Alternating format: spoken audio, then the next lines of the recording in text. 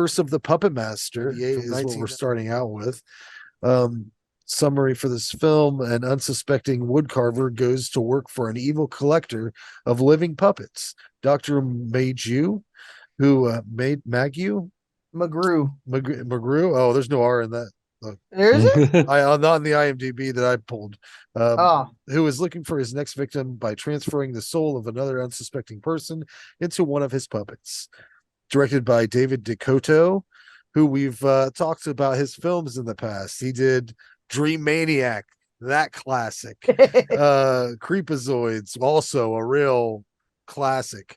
And when we haven't watched, but I think I remember being better than those. Sorority Babes in the Slime Ball Bolorama. Isn't that oh, about that's a fun one. I own that one.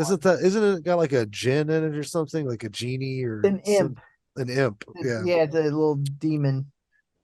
This movie's written by Neil Marshall Stevens, who did some stuff that I think's all right. He did Head of the Family, which, if you remember that, Full Moon picture. Never seen it. Shrieker. Have you ever seen that? Mm-hmm. Another Full Moon. He worked on Full Moon stuff a lot. Also did a weird Hellraiser, Hellraiser Deader. I've never seen that. So it's not very good. Yeah. Oh, that's the one with Kari Warrer. Yeah. That's the draw. That's why. Yeah. I mean, it's worth a watch if you've never seen it. But yeah. Is that the one with the green cover or something like that? No, that's Hellworld and yeah. Henry Cavill's first role. Oh yeah. Yeah. God, I haven't watched that one in forever either. Yeah. Not terrible. There's way worse movies. They made it. How many Hellraisers did they make? Fucking a lot. They unwind. Are they on 10 yet? I think they're on like eight or 9, maybe 10. Yeah, 10 might be stretching it. 9, yeah, I feel like at least. Because if you count the reboot and then this new version, I think you'd be right around 10. So yeah. But you definitely notice a difference in quality in this opening credit sequence. It almost seems like an intro for a Puppet Master series or something that would be on Sci-Fi Channel or something. My favorite move is when the guy goes to poach this guy. There's this idiot, right? He's an idiot. We can say that. This character Tank. Yeah, Simple Jack from what's that movie? Tropic Thunder. Yeah, but this guy is working at a gas station for $35 a week. Now, this is not what I say, 1998. Yeah. Okay. So, well, I don't. Was he making 35 or was it 30? And he upped it to 35. Regardless, criminally underpaid for what this guy's doing. He's an artisan. He's carving and he's got these little wood pieces that have to be perfectly carved. But yeah, I just thought that was crazy. I mean, even $35 a week for an unskilled teen in 1998. He gets to live in 1998. You know, he gets to live rent free on the compound. That's a pretty sweet deal. Yeah. And generally they treat this guy like he's a little kid instead of a slow adult, which is pretty funny.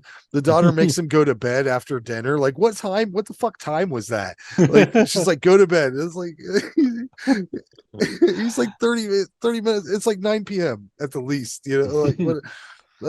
Let him watch America's Funniest Home Videos or something, you know.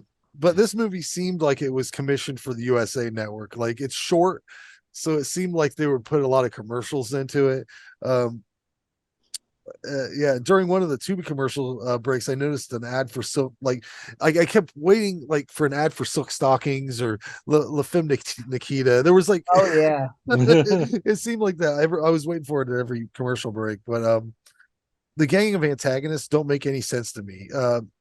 Don't these adult men have jobs to go to? Like, there's this gang of ruffians or whatever. They don't have child support to pay or like blood pressure medicine to like go get their script renewed or whatever.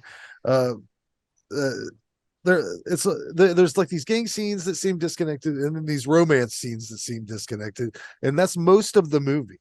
Yeah. Very little puppet stuff, and then some of the stuff they reused from other movies. So real thin. It's about an hour. Not many kills, but the death of the dude lifting weights at the hands of Blade and Tunneler was pretty cool. Yeah. uh, that guy was a really fine actor. That's all I can say. A really realistic character. I actually really enjoyed the ending, which I didn't remember. I owned this on VHS. I had bought it from like one of the local video stores when they were closing down, just in the plastic case. So I never even knew what the cover of it looked like. But all I really remembered from it was the woodworking nightmare that he has, where he's like he he opens up his chest and he's got like gears and shit in there. So pretty much the cover. Yeah, basically.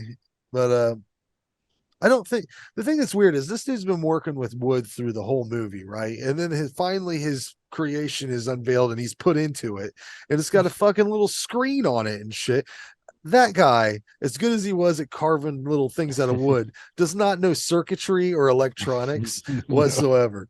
But He it's just not the lawnmower manned himself. yeah, that's what it reminded me of too. For sure. I made that. They were comparison. probably definitely pulling from that. Mhm. But this isn't the worst David Dakota film, so I gave it a 4 out of 10. It was nice to briefly see the puppets. You know, they were in there. What do you say, guys? So this is one of those ones I never saw before. After they were done being good guys, I could just kind of didn't watch any more of the series. Like I never saw Retro, Puppet Master, none of that stuff either. Um right away, as soon as it was like, oh, here's a dummy at a gas station, I was like, oh, Lawnmower Man. All right, cool. All right. So I kind of in a roundabout way figured out like what was gonna end up happening to him. Um what dude, that dude's daughter was freaky. She was just Yeah. she was just DTF, man. Like Yeah. she just anything to walk in. She was ready for it. Except that dude bench pressing 60 pounds going, yeah, baby. Yeah. Yeah. His fucking dirty talking, his 60-pound weights. What a tool. What a douchebag. He's a jerk.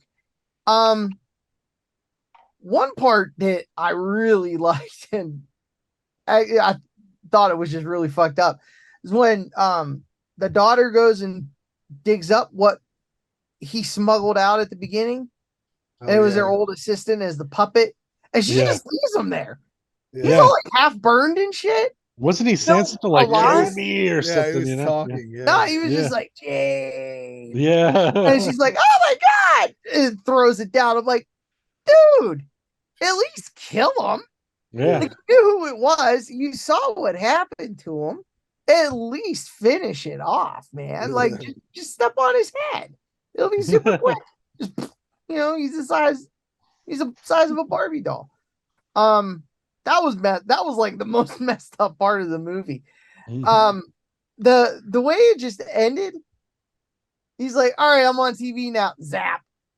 Yeah. Credits. I was like, what? Right. That's it?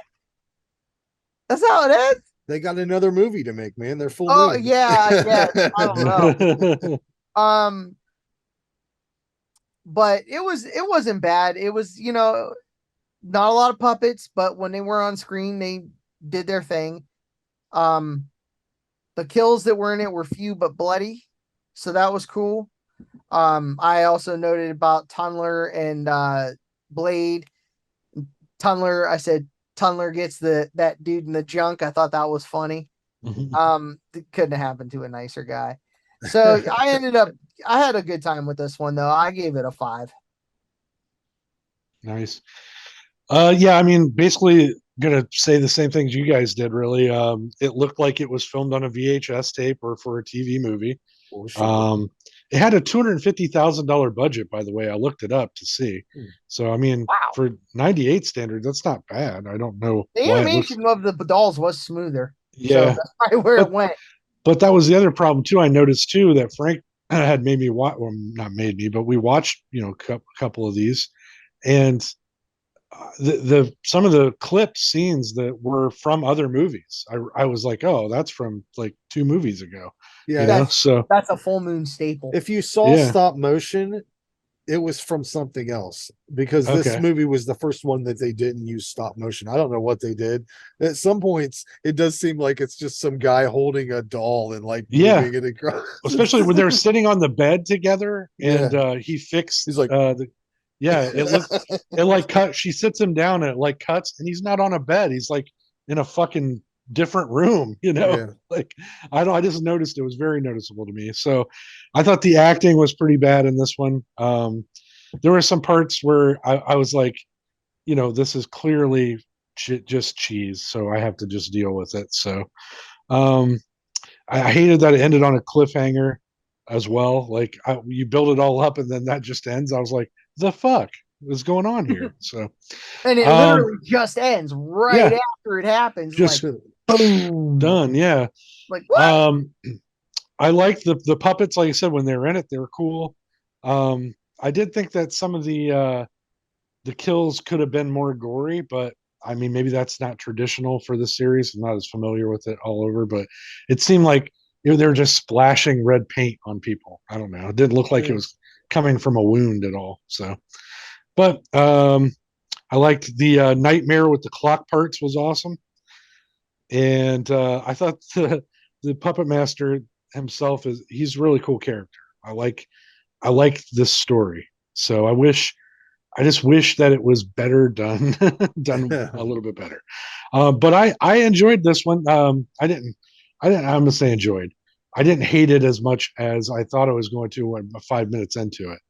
But when it was over, I was kind of like, man, I like the other one a lot better that we watched before. Which one was that, Frank? By the way, do you remember? Five, right? Five, yeah. Five, yeah, I like five much better, but this one was okay. So I gave it a 5 out of 10 too. It was not something I would buy or anything, but it was fine to watch on a Saturday. So Yeah.